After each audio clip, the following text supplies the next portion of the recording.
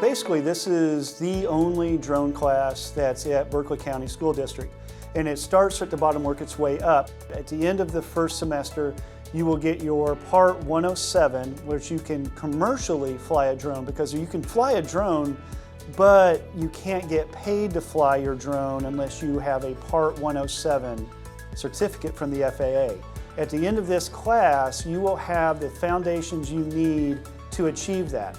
My dream is to be in the Air Force, and because I saw he was in the Air Force, I was like, why don't I just go to him? Because he's like already in there. So he taught me a lot about drones and flying classes and planes. I would absolutely recommend this class. It was an amazing class. He's an amazing teacher. In the second class that we teach, it's more about the engineering. And then the third class that we teach, we're going to add parts to that that will help you maybe achieve your private pilot's license in the future with the ground portion.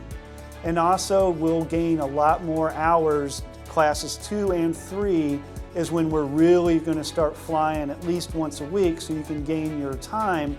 So when you fill out your resume, you can say you've had at least 100 hours of flight time. Even when I was younger, I used to like flying drones with my dad, but I just didn't know anything about it. I just knew like controlling it and things like that.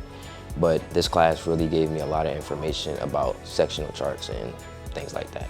I believe that this class has had a positive impact on me because it is a new thing and I've always wanted to learn something new, and this is a very cool subject to learn about. I'm more prepared for the future because of this class.